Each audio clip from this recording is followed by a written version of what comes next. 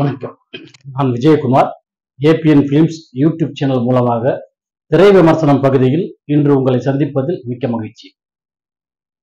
இன்றைய திரை விமர்சனம் பகுதியில் நாம பார்க்க போற படம் என்னன்னு பார்த்தீங்கன்னா பிடி சார். பிடி சார் அப்படின்னாலே விளையாட்டு வாத்தியார் அப்படின்னு சொல்லிட்டு எல்லாருக்கும் தெரியும். அந்த விளையாட்டு வாத்தியாரா இருக்கக்கூடியவர் செய்யக்கூடிய பெரிய பெரிய விஷயங்கள் என்ன அப்படிங்கிறது தான் இந்த படத்துல வரக்கூடிய அனைத்து காட்சிகளுமே. இந்த படத்துக்கு வந்து ஹிப்ஹாப் தமிழா வந்து ஹீரோவாகவும் நடிச்சு இசையமைப்பாளராகவும் இருக்காரு. அவருக்கு ஜோடியா காஷ்மீரா பர்தேஸ் அப்படிங்கிற ஒரு பொண்ணு நடிச்சிருக்காங்க. அவருடைய அப்பா அம்மாவா வந்து பட்டிமன்ற ராஜாவும் தேவதர்ஷினியும் நடிச்சிருக்காங்க. இவங்களுக்கு எழுத்த வீட்டுல இருக்கிறவர் தான் இளவரசு. அவருடைய பொண்ணா அனிகா சுந்தர் நடிச்சிருக்காங்க. காலேஜோட கரஸ்பாண்டா தியாகராஜன் பண்ணியிருக்காரு. கதாநாயகியோட அப்பாவா கிரிமினல் லாயரா பிரபு பண்ணியிருக்காரு. கடைசி நேரத்துல ஜட்ஜா வந்து பாக்கியராஜ் கலகல போட்டுறாரு. இப்படி காலேஜோட பிரின்சிபாலா வந்து பாண்டியராஜன், ப்ரொஃபஸரா வந்து முனிஷ்காந்த், இப்படி ஏகப்பட்ட நடிகர் பட்டாளங்கள் இந்த படத்துல குவிக்கப்பட்டிருக்கு. இவங்க எல்லாருமே சேர்ந்துதான் இந்த கதையை நகர்த்திட்டு போயிட்டு இருக்காங்க. கதை அப்படின்னு சொல்லிட்டு நாம பார்த்தோம்னாக்கா, இன்றைக்கு சமுதாயத்தில் நடந்து கொண்டிருக்கும் பெண்களுக்கான கொடுமையை புதுவிதமான பார்வையிலே இவர்கள் சொல்லியிருக்கிறார். எப்படி சொல்லியிருக்காங்கன்னு பார்த்தீங்கன்னாக்கா, ஒரு பொண்ணை ஆண்கள் வந்து பாலியல் துன்புறுத்தல் பண்றாங்க அப்படின்னு சொன்னா அதுக்கு காரணம் அந்த ஆண்கள் கிடையாது, பெண் தான். ஏன்னா அவ போட்டுக்கிட்டு போற ட்ரெஸ் தான் அந்த ஆணோட உணர்ச்சியை தூண்டி விடுது. அதனாலதான் அந்த அவனுங்க தப்பு பண்றாங்க. ஆம்பளைங்களை தப்பு பண்ண வைக்கிற அளவுக்கு நீ ஏன் இந்த மாதிரிலாம் நடந்துற அப்படின்னு பொண்ணுங்களை குற்றம் சொல்ற மாதிரி இதுல வந்து காட்சிகளை உருவாக்கி இருப்பாங்க. அனிகாவை அந்த மாதிரிதான் அது ஒரே ஒரு நாள் அவனுடைய பர்த்டேவுக்காக ஒரு கவர்ச்சிகரமான ட்ரெஸ்ஸை போட்டு போகுது. பஸ் ஸ்டாண்டில் நிற்கும் போது அங்க இருக்க 4 பசங்க அந்த பொண்ணை இது பண்றாங்க. அங்கிருந்து அவன்கிட்ட இருந்து தப்பிச்சு வந்து இப்படி அந்த பொண்ணோட வாழ்க்கையில நடந்த இந்த சம்பவத்தை சுத்தியே கதை முழுக்க வந்து கொண்டிருக்கிறது. அந்த பொண்ணு திடீர்னு செத்துட்டதா ஒரு செய்தி. போயிட்டு பாக்குறாங்க, உண்மையிலே அந்த பொண்ணு செத்து போயிருக்குது. ஏன்டா செத்து போச்சுன்னு பார்த்தா, இந்த பொண்ணை வந்து அந்த ஊர் ஜனங்கள் மொத்தமும் அவ்வளோ அசிங்கப்படுத்துறாங்க.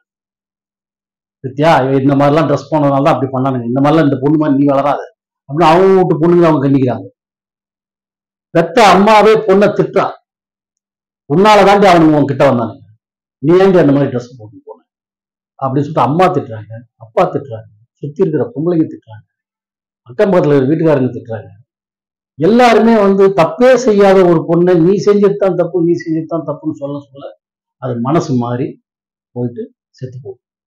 செத்து போறப்போ அது பாக்கெட்ல ஒரு பேப்பர்ல எதோ எழுதி வச்சுக்கிது. அந்த பேப்பரை ஒரு கான்ஸ்டபிள் எடுக்கிறாரு. அந்த கான்ஸ்டபிள் இன்ஸ்பெக்டர் கிட்ட காட்டுறாரு. இன்ஸ்பெக்டர் அதை வந்து கரஸ்பாண்ட் கிட்ட அனுப்பிச்சு விடுறாரு. அந்த லெட்டரை கரஸ்பாண்ட் வாங்கின்னு அந்த கான்ஸ்டபிள் கிட்ட பணத்தை கொடுத்து அனுப்புறாரு. இதை ஹிப்பாபாதி பார்த்துடுறாரு. பார்த்துட்டு கரஸ்பாண்ட போயிட்டு, அவன் லெட்டர் கொடுத்தான் இல்லையா, அதனால நீ பணம் கொடுத்த அப்படின்னு பேசும்போது அவங்களுக்குள்ள பிரச்சனை வருது. தியாகராஜன் அவர் தான் கரஸ்பாண்ட், அவரை போட்டு இவர் அடிச்சிடுறாரு. ஆமாண்டா அந்த லெட்டர் வாங்கி இருந்தாண்டா பணம் கொடுத்துன்னு அவர் பேசுறாரு. அதனால என்ன கொடுங்க அப்படிங்கிறாரு. அதுல இருந்து பிரச்சனைகள் ஆரம்பிக்குது. கோர்ட்டுக்கு கேஸ் போடுது. இவர் தான் கொலை பண்ணிட்டாருன்னு சொல்லிட்டு இவனே கேஸ் போட்டுருவான். ஹிப்பாபாதியை கேஸ் போட்டு கோர்ட்டுக்கு கேஸ் வருது. ஒரு கரஸ்பாண்ட் ஒரு பொண்ணை இந்த மாதிரி தப்பான ஒரு பொண்ணு தன்னுடைய காலேஜ்ல இருந்தா இவர் தப்பான அந்த பொண்ணு நடக்க பார்த்தாரு, அதனால அவர் ஒத்துக்கல இருந்தாலும் கொலை பண்ணிட்டாரு அப்படிங்கிற மாதிரி ஒரு கேஸ் போயிட்டு இருக்குது. கோர்ட்ல பிரபு கிரிமினல் லாயர் அவர் வாதாடுறாரு. அவரை எதிர்த்து வாதாடுறதுக்கு இவங்க வைஜி மகேந்திரனுடைய பொண்ணு தான் அந்த படத்துல அந்த கேரக்டர் நடிச்சிருக்கிறாங்க. தியாகராஜனுக்கு ஆதரவா பேசுற வக்கீலா, ஜட்ஜியா வந்து பாக்யராஜ் வந்து உட்கார்ந்துருக்காரு. இப்படி அத்தனை பேருமாக அந்த கேஸை பத்தி விசாரிச்சுட்டு இருக்காங்க. எல்லா விதத்திலையும் ஹிப்பாபாதி போட்ட கேஸ் தவறான கேஸ், அவர் கொலை செய்யல, கொலை செஞ்சுதான் 3 பேர் வந்து சரண்டர் ஆயிடுறாங்க. இப்படி தியாகராஜனுக்கு ஆதரவாகவே அனைத்தும் நடந்து கொண்டிருக்கின்றது.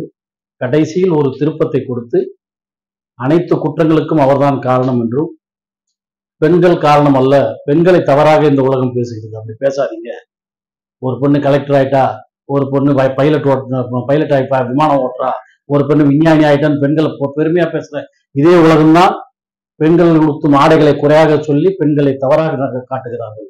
என்பதை இந்த படத்தில் தெளிவாக சொல்லியிருக்கிறார். ஆக இந்த படம் வந்து பிடி சார் அப்படிங்கிறதுக்கு அதே மாதிரி விளையாட்டுத்தனமான படம் அல்ல, ஒரு முக்கியமான விஷயத்தை சொல்லக்கூடிய படமாக அமைந்திருக்கிறது. இதுல வந்து எல்லாருமே வந்து ரொம்ப அசால்ட்டா நினைச்சிட்டு போயிட்டாங்க. பிரபுவும் சரி, பாக்யராஜும் சரி, பாண்டியராஜனும் சரி, முனிஷ்காந்தும் சரி, எல்லாருமே வந்து ரொம்ப அசால்ட்டா நினைச்சிட்டு போயிருக்காங்க. மிகப்பெரிய பொறுப்பை ஏற்றுக்கிட்டு கதாநாயகனா வந்து பெரிய விஷயங்களெல்லாம் செய்யக்கூடிய கேரக்டர்ல இப்பா பாதி இருந்தாலும் அந்த கதாபாத்திரத்துக்கு அவர் பொருந்துவாராக தெரியவில்லை.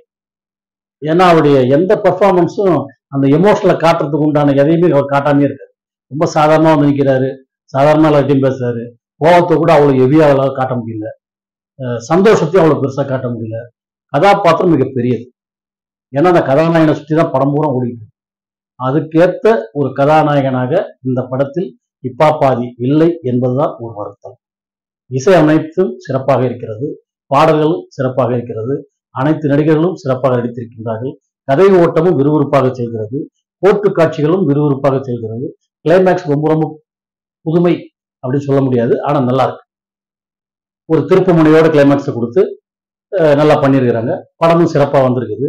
இந்த படத்தை அனைவரும் திரையரங்குக்கு சென்று பார்த்து ரசிக்கும்படி கேட்டுக்கொள்கிறேன். நன்றி, வணக்கம்.